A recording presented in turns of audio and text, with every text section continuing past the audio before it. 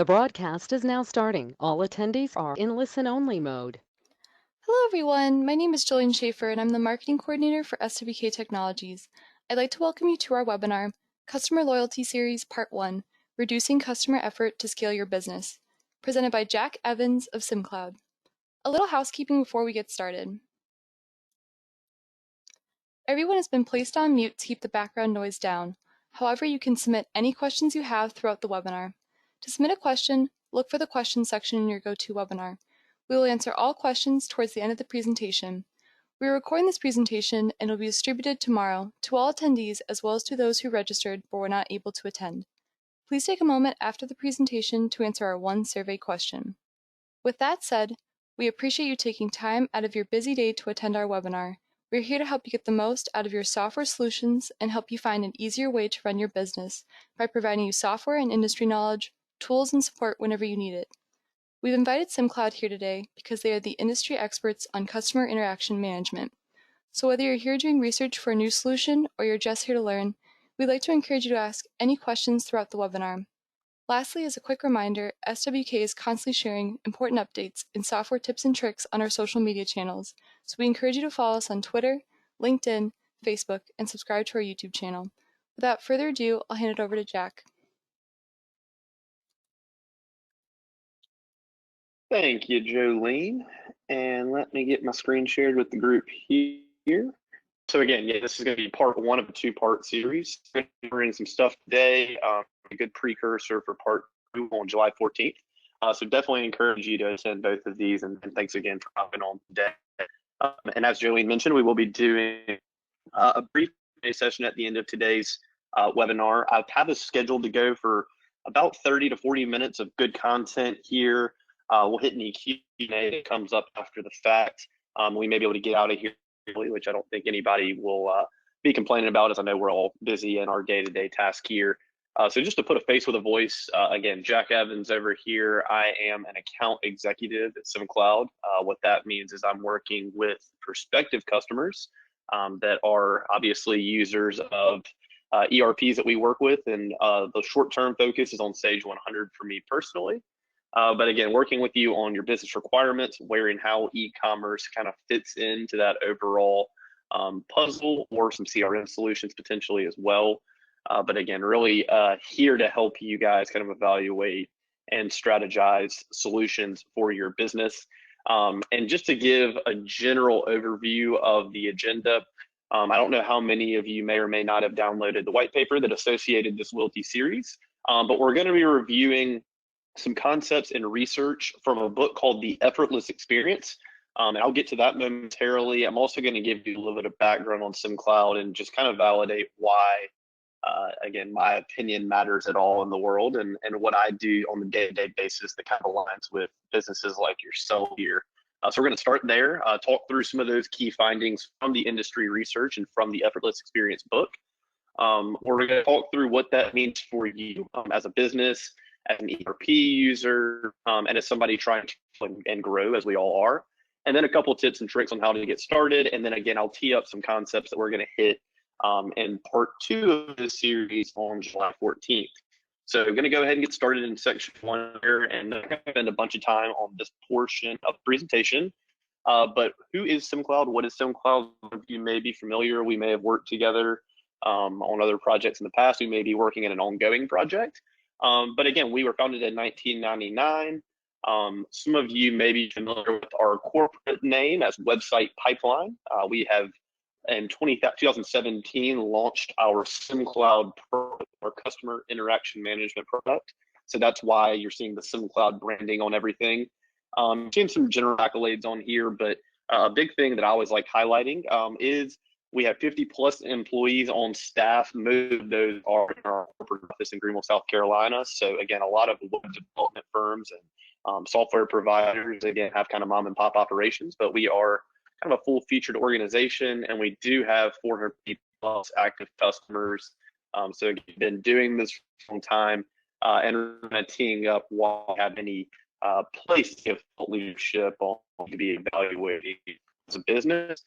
And we're covering tools today and some research today that really talks about customer effort and what that means for your customer service organization. So I thought it was important to talk about Simcloud and how our solution at least aligns with lowering customer effort, with maximizing your customer service. So again, Simcloud is a platform designed for private companies, making effort is a big marketing buzzword here, but looking to optimize their interactions with customers. So what does that mean? It means we are trying to help businesses do one of two things or both simultaneously. So we want to help businesses maximize their market share. And we want them to be able to do that by being the premium service providers. So you obviously, most businesses at least, have competitors in their industry. You can compete on lower price points. You can compete on higher quality customer service. You can do a combination of both.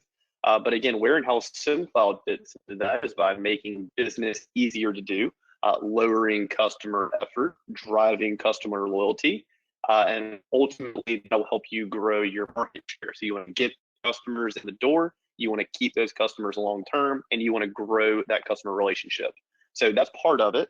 The secondary part of it is maximizing your operational.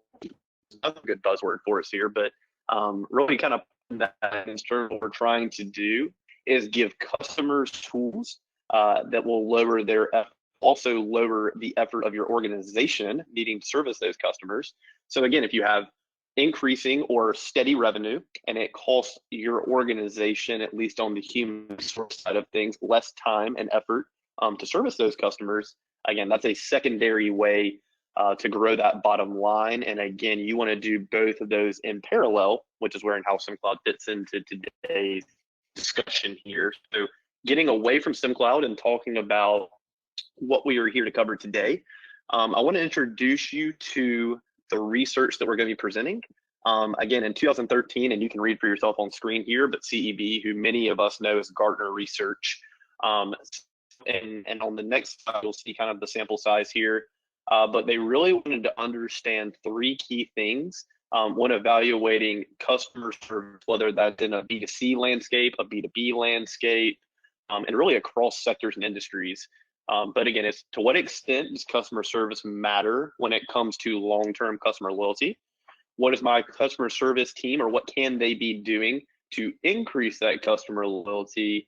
And then again, how can I increase that customer loyalty and increase my quality of customer service without incurring exponential costs to do that? And really what that means is, how can I provide premium customer service without having to add humans to my customer service operational team? So really those are the three questions that the research identify. As you see on screen here, again, 7,000 customers that were surveyed, and hundreds of organizations that do have customer service extensions. I have listened to, I didn't read The Effortless Experience, listened to it as an audio book, but did listen to that entire book. And really what I found interesting is that they had a very wide array of businesses. So it wasn't just, the Amazon type business model that's all focused on direct to consumer and online selling, and even some stuff in their B2B marketplaces. It wasn't your Targets or your Costco's.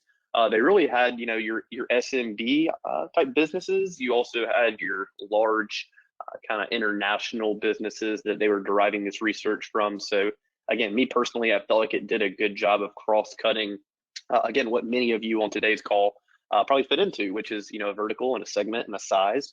And again, the bottom line from their research is that the key thing to drive long-term customer loyalty and overcome that Amazon effect that we're all experiencing from our kind of being spoiled in day-to-day life and being able to get things online, is that having low effort experiences. So how hard is it for me to do business with you? How hard is it for me to get questions answered?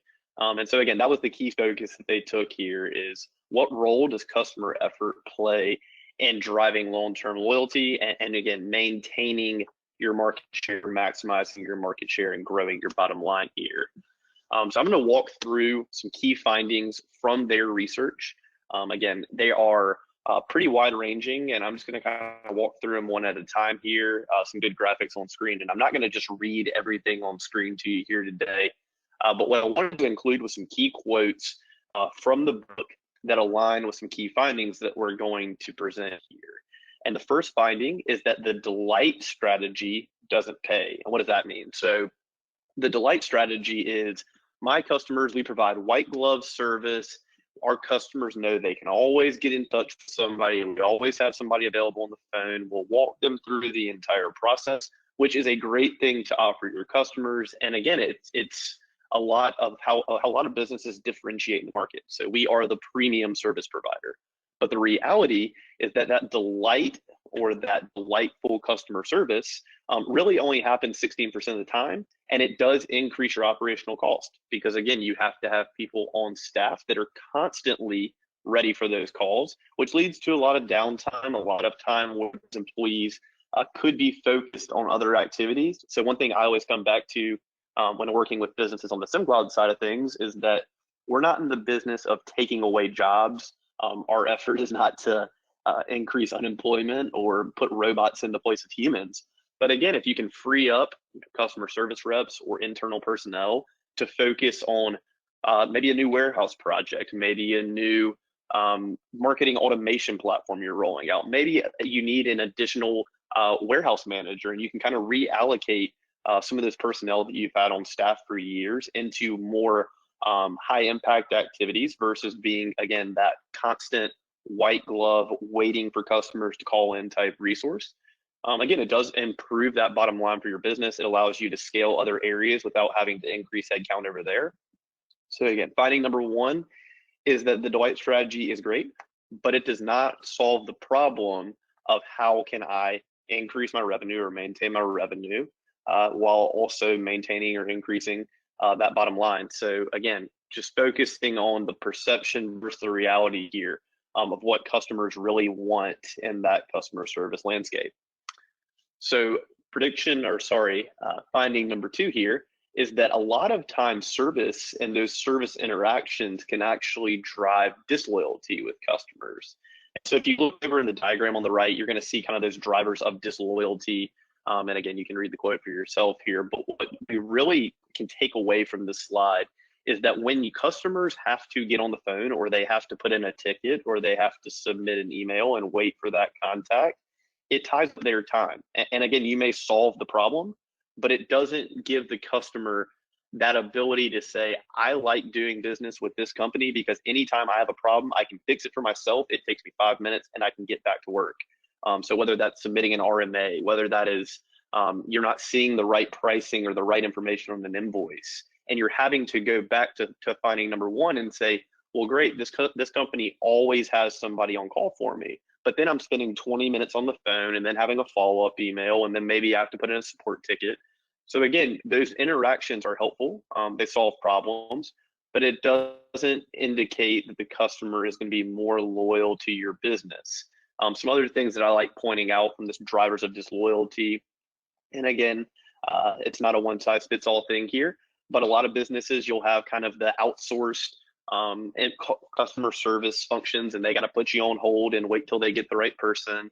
Or they're saying, hey, can you give me your account number? Can you give me this? Can I transfer you to the right person? Again, all of those interactions take time, and particularly in a B2B landscape, like many of us on today's call are in, time equals money. And again, if you're tying up 20, 30 minutes on the phone, or going back and forth on the ticketing system, that's time that customers could be doing other things. That's time that your business could be focused on higher level impact. So again, great service does not always equal customer loyalty. And again, we found, or the research has found, that it can also be a driver of disloyalty. And finding number three is a different way of looking at similar data here. So again, you want to mitigate that disloyalty by reducing the amount of effort it requires a customer. So if you can give them a customer portal to come in and see order status, or to come in and view invoice line items, maybe there is some confusion, but if the customer can do that on their own terms without having to be on hold, or having to be transferred, or having to go through a ticketing system, all those things that take effort, again, that's a much better driver of that long-term customer loyalty. You may have the best product, you may have the best price, so you're killing it. But again, if every time that a customer needs help, they're having to put in a lot of effort to get that help, again, you're not necessarily solving any problems that aren't creating additional problems. So again, you're seeing on here, research shows that a customer interacting with your service team is actually 4 times more likely to create disloyalty than it is to drive loyalty. And again, it seems, and when I was listening to the book myself, you kind of roll your eyes at this type of stat here. But again, you go back to kind of deadlines, timelines, again, going back to that B2B landscape where people need to get in, get things done, and get on. Again, you don't want to have to tie them up too much here. And one other thing that I found really interesting from the book and from statistics like this is that on the loyalty scale there, that one-time multiplier, it's basically net neutral, right? You're keeping the exact same amount of customers that you would otherwise. But the reality is that 7 times multiplier and driving disloyalty is far more detrimental to the business. So you don't want to give customers any reason to go to a competitor, any reason to not do business with you. And again, effort is a big part of that. If another competitor in your industry is 0.2% higher or a 3% higher markup on the product, but the customer prefers to do business, or their purchasing department prefers to do business, they go that direction. And again, once you lose that customer, especially as it relates to the way that they're interacting with you, once you've lost them, they're pretty much gone there. And again, the acquisition cost in the B2B landscape is huge. And so you want to make sure when you get those customers, you're keeping them and growing that relationship. So mitigating disloyalty starts with customer effort. We talked about that last slide. You're seeing some really interesting statistics on the right side of the screen here. But I want to talk about, and putting this really back into layman's terms and not talking about research, not talking about graphs, is what does customer effort look like? What are these things that customers are communicating and via the research communicated to the researchers? What are things that we don't like having to do that take our time, our energy, our effort? And honestly, things that don't necessarily require that level of detail and effort. So needing to contact a company more than once. That could be putting in a ticket, having to come back in and check on that ticket, or I put in a ticket, I got an email saying that it's been received, I got an email saying there's been a reply, I then have to go back into that ticketing system, or you pick up the phone, you contact a customer service representative, they're aware of your problem, they're giving you that white glove, delightful service, they're hearing you out, they're comforting you, they're hearing your pain, and then they're saying, okay, I'm gonna need to get back to you on this. Let me get with my supervisor, let me get with the fulfillment team. And then a couple hours go by, and then the next day comes up and you still haven't heard back. And then you pick up the phone again and you say, hey, what's the status on the ticket I put in yesterday, or on the call we had yesterday? And they're delightful and they're helpful and they were on call ready waiting for you, but they don't have an answer, and you've now spent valuable time out of your day trying to get answers to things that could be automated, or again, that don't require as much customer effort. A secondary thing here, and not intentionally reading slides to us, but being treated like a generic number. So that really goes back to the ticketing system, right? You go put a ticket in, this order was wrong, the site isn't functioning properly, I have not had my service yet, you said they were going to be here today, whatever that may be, but you put in that ticket and it says, great, your task has been received, you were task number 3,976.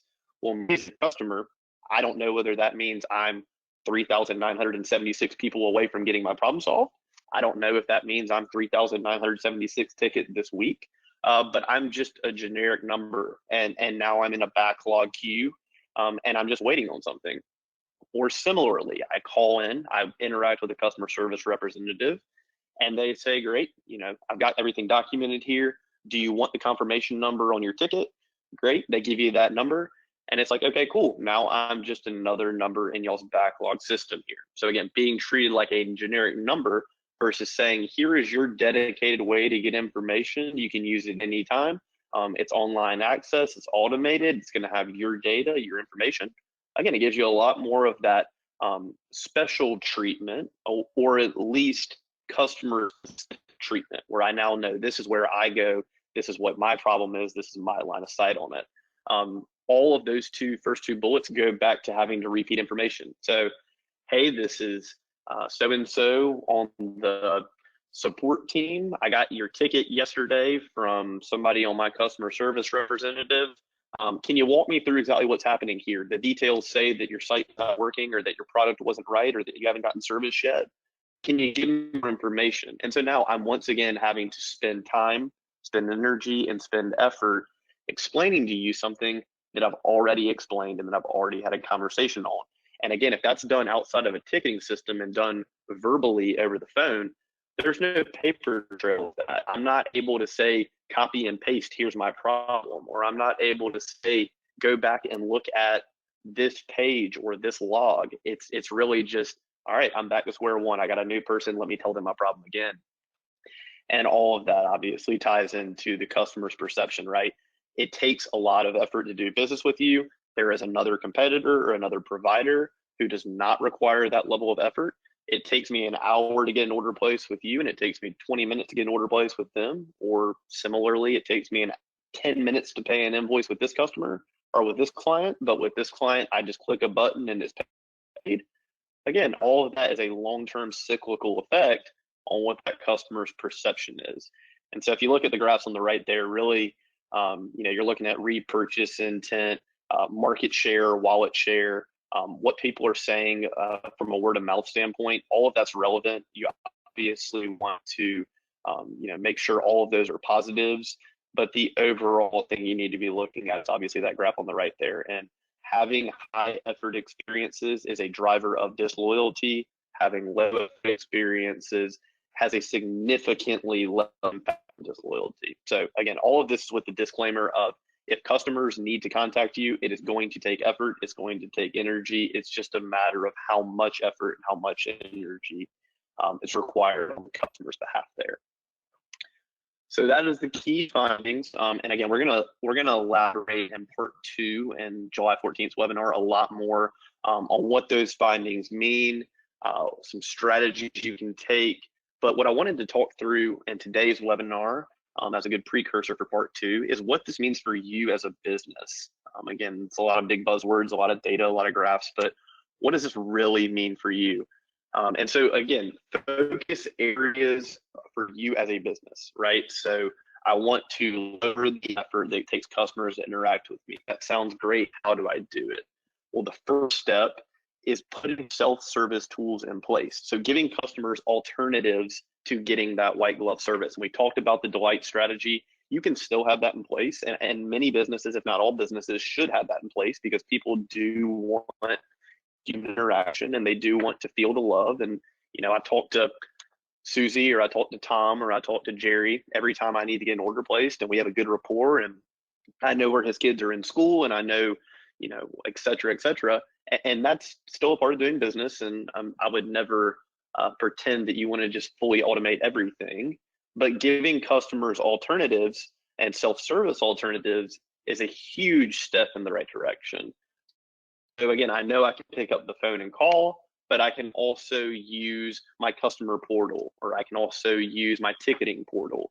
Again, it's a good way for a customer to quote unquote feel the love without having to give the effort of taking their time to do it. And the other kind of secondary part of that is the 24/7 component of the way business is now. And I think, again, over the last year, a lot of us have moved into some type of remote work. It may be part-time, it may be full-time, it may just be sometimes, but we've gotten in the habit of doing business 24/7 and when it comes to mind.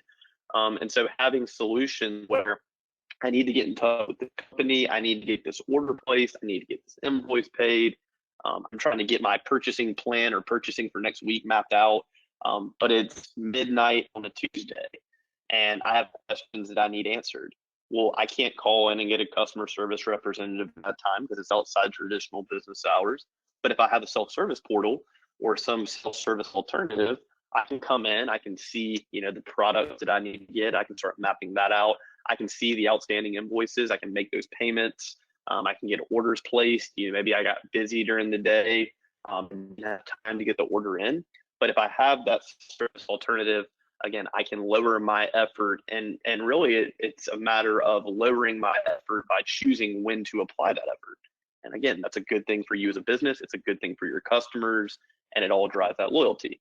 So the second component here if you're giving customers those self-service alternatives, but it's not integrated particularly with your ERP system, you're only getting halfway there. So, hey, customers, I've given you, a customer portal here, but it doesn't have your specific pricing. So it just has generic MSRP. When you're ready to get your pricing information, pick up the phone and call us. Or again, maybe it's we have a customer portal for your online orders, but we don't have it for your offline orders because it's not integrated with the ERP system. It's only picking up your website orders. So you're only seeing half of the picture. Or a third example there is I'm in the middle of the night coming in to do purchasing. I haven't purchased in a week or two or three, maybe a month. And when I come in, I'm buying products or I'm seeing products that aren't available anymore. And because it's not integrated with your backend ERP, again, it doesn't know, the site or the portal doesn't know to say, hey, this product isn't available. Or you have new products that are in the ERP system that you haven't gotten on the web yet, and customers don't know about them. So again, putting those self-service tools in there is valuable. It's a huge step in the right direction. But if it's not integrated, you're still creating bottlenecks and gaps for the organization that are going to require effort to fix. So again, not just effort for customers, but effort for your employees. And you want to make sure those self-service tools are as valuable as possible so that you get adoption, you get long-term adoption, and you get that operational efficiency maximized like we talked about earlier in the presentation here. And then the final piece of this is increasing your worker visibility.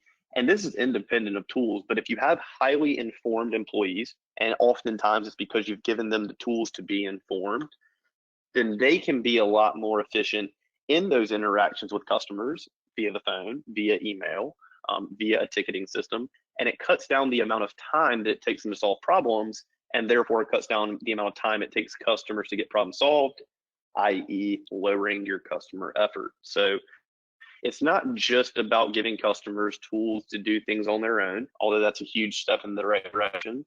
You want to make sure your employees are able to better service those customers and really streamline things and reduce the effort that goes into this interaction. So again, it's a two-way street, and tools are a great way to work through it. And again, as much power as you can give customers, the better when it comes to reducing that effort. Strategies for moving forward. So this is great. And as I alluded to, in part two, I'm going to talk through specific strategies from the research, and then also I'll tie in how those strategies give you actionable items here. But what I did want to do with some of today's time, and we probably got about 5 to 10 more minutes of stuff I wanted to talk through today before we get to the Q&A. But what does a framework look like? Because this can be overwhelming. I have 30 employees and 10 of those are customer facing, or 5 of those are customer facing. You're talking about implementing solutions, you're talking about changing processes, you're talking about new workflows.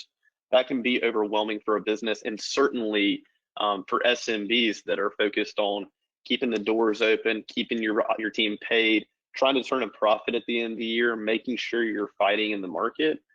So I want to talk through at Simcloud, and this is going to be really me putting back on my Simcloud hat here, but a framework that I really like walking through with clients in my sales job, and as I'm consulting their business on what they need to be looking at, on how you can kind of map out a path to success and not have to bite off everything at once here. And that's what we call our 3PS framework.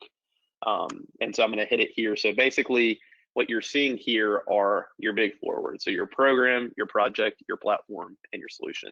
And it's a pretty linear, and I'm going to kind of walk through here. So my objective as a business is to lower my customer effort. The way I want to do that, I want to put a solution in place. I want to put a self-service platform, whether that's a customer portal, a website that serves direct consumers and my commercial or wholesale customers, regardless of what that may be. That is a long-term program. Getting from where you are today to where you want to be is a long-term program, and it requires establishing a vision and establishing a roadmap to get there. So the vision is where you want to be. The roadmap is the steps you're going to take. The steps you're going to take are projects. So that's the second layer to this. So this might be a 4-phase program. It may be a 10-phase program. It may just be a 2-phase program. But again, you want to outline what is my long-term vision and what are the projects that my teams are going to take to get there. And so again, going back to the mindset of putting, a self-service website or customer portal in place, that may be, hey, I'm going to tackle my business to business customers first. So I know my direct to consumer customers, there's some pain there. They're having to deal with customers all the time. But more importantly, my commercial customers or my wholesale customers, B2B, who are making up 80% of my revenue, are feeling those pains as well. So let's start with our B2B customer grouping. Let's get login based customer portals in place that allow them to self-service anytime they need to. And again, you're going to move some of that pain for your customer service team, which is going to let them better service your direct to consumer customers. You're going to give self-service alternatives to those commercial clients or your B2B clients. So you're going to lower the effort for them. And it's going to be an iterative process. And then you tackle a new B2C website, or you tackle a new B2C ticketing system, and so on and so forth. So again, you have your long-term program and you have a series of projects to get you there. And the next step for this, or the next layer of this, are what are the platforms that are needed to get to that long-term vision that will tie into those projects. So the platform may be, hey, I need to put in something that's going to allow me to manage the individual projects and track our progress to goal. It may be that the project itself is a platform. So again, the platforms are what enable project success, which drives program success. And ultimately, the bottom layer of this are, okay, I've done these series of projects, I've implemented these platforms, but what solutions or what problems am I really solving here? So what you're seeing on screen here is your platforms with your data on the solution side of it. And that does relate to if you are putting a platform in place, a self-service platform in place. But even if your solution is just being more efficient on the human to human interaction, that is a solution to a problem that is a part of that long-term program and is made up of individual projects. So again, I'm not going to spend a ton of time on this today. We're not going to spend a ton of time on it next time. I just really think it's important when I'm sitting in this setting and saying, hey, you as a business need to be evaluating what you're not doing and how you can improve. That's great. But again, having a realistic look on how are we going to get this done? How are we going to still be operational while we're doing all these individual projects and making all these changes is really key. And I think the big thing it allows you to do is not be so overwhelmed with what that long-term program vision is. You can have it short success. You can realize short-term gains through these projects. And maybe the program's a 10-year outlook and you have 6-month projects or year-long projects. And again, it's not a one-size-fits-all thing. Every business is different, but a good game plan for getting to that long-term state is absolutely vital. So I'm gonna, again, we'll come back to this, and I really do look forward to on the next call spending a lot of time talking through specific strategies. But again, I just wanted to kind of tee up again what you're really looking at and what a roadmap for success looks like there. So what it means for you, and then ultimately, this is all great, but what can you do between now and next month, next year, next week to get started on this journey based on everything we've discussed today? So they're going to see 4 things on slide here. Some of them are related to Simcloud, some of them are related to just you further informing yourself. So the first icon here, the Sim Checkup. So this is and I'm noticing a typo on screen there, so I apologize. Checkup definitely does have a C in there. But again, what the Sim Health Checkup is it takes you about 2 minutes to burn through it. Definitely, if you want to reach out to a CAM, it's going to be available on our website probably as soon as early next week. But it is like a 3-minute, I actually took it yesterday just as kind of a guinea pig for our organization. But it is, I think, 12 questions, all multiple. It's a grading scale. But what it allows you to do is say, me as a business, here is what we are doing to allow customers to self-service. And you may be a 1 in every single category on a scale of 1 to 5. And that's fine because you're still operating as a business. You're still there for a reason. And you can take steps to get to 3. You can take steps to get to 5. And it goes back to what does that roadmap look like? But I think that's a great place to start as a organization selling products, moving products through a value chain. It's a really good evaluation on where are we now, where would we like to be, and what are the things that we're going to do to get us there over the course of the coming months and years. The second thing on screen here, I gave you a little bit of an introduction to our 3PS framework, but I definitely am happy to or encourage everyone to kind of go learn more about that. I think it's really important, again, to take not just that big acronym and good buzzwords, but really think through what are those projects, what is that program vision, what resources do I have to execute those projects, and what platforms do I need that are going to enable long-term solutions. So we have a help center that talks through a lot of the items that you would discuss with me individually in a group setting. But again, I think it always is helpful to have some further reading and further homework so you as a business leader or as a business participant can kind of help drive those initiatives organizationally. The third icon here, and this is where I'll be the most self-serving, but you can obviously schedule a demo with me. All of your CAMs through SWK have my information, would love to hop on and have a one-on-one conversation. And one thing that I will say with me personally is, Simcloud is not the right solution for everyone. And really me as a consultant, part of my job is to identify if we're the right solution, and if we're not, point you in the right direction for solutions. So definitely encourage you to reach out. You can obviously come through our website. I definitely would encourage you reaching out through your CAMs. They are the ERP resources. They are the experts. I don't pretend to be the ERP expert, and I love working in parallel with them on projects to make sure we're doing right by their clients, i.e. you on today's call. So definitely encourage a one-on-one conversation. And again, as it relates to Simcloud, our solution's definitely not one size fits all. And we do have, aligned with that 3PS framework, a good roadmap to get started on a smaller version of our platform and really accomplishing specific customer segments or specific use cases, and then scaling that application through future projects, ultimately building towards that vision. So would love to have that scheduled demo and walk through everything with everyone and really dig in on your specific needs. And then the final thing you're seeing on screen here is don't take my word for it. I mentioned I've listened to this experience, made it a little bit easier to digest versus having to read. I could listen to it as an audiobook in the car, but I definitely encourage it. I think it was very eye-opening for really anyone, whether you're service or product-centric. I think it's really eye-opening because everyone in some capacity has customers who need love and need service. And the book was very informative. And again, I think you'll find things that are like, oh, in my day-to-day life, I go through this. And then you'll find things, this is business, we're not doing as good a job as we should be in servicing our customers. So it says get inspired on screen. I would say more so just get informed. Again, think through what you are doing, what you aren't doing, and then align it with that 3PS framework and get started on a roadmap to success. And I'd love to be a part of that journey with our Simcloud solution here. So that's really all I had from a content standpoint today. I really do look forward to continuing this discussion on July 14th. If you have any questions come in, so Jolene, I'll give you a second to chime in. Again, I definitely encourage everyone to take the findings, download the white paper on the registration page from today, and just start thinking about yourself as a business. What am I doing well? What am I not doing well?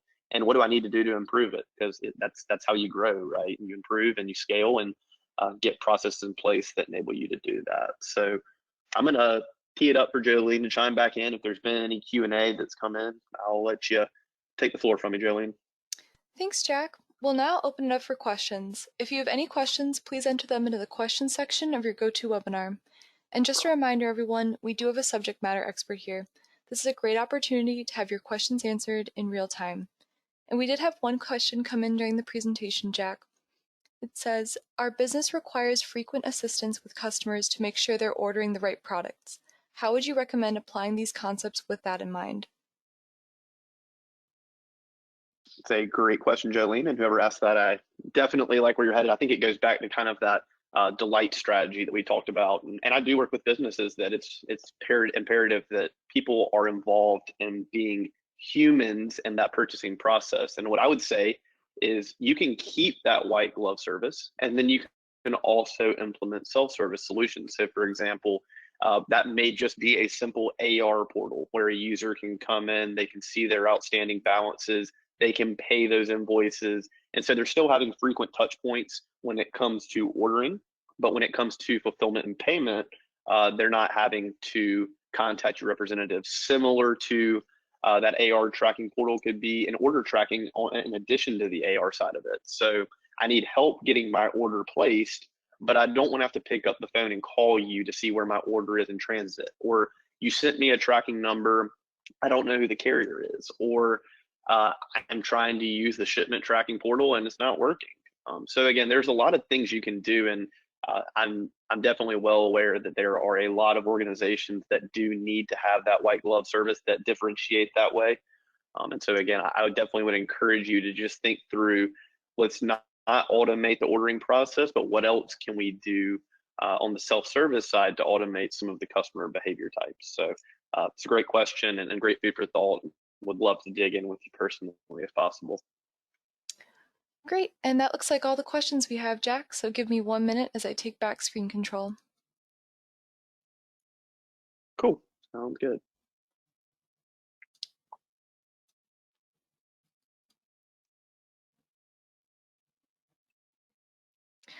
All right, thank you so much, Jack, for your informative presentation and for taking the time to be here today. For more information on Simcloud, please check out our website at swktech.com and select Simcloud under the Customer Interaction Management section in the Products tab. Thank you everyone for attending our webinar. Have a wonderful rest of your day. Thank you all. Have a good one.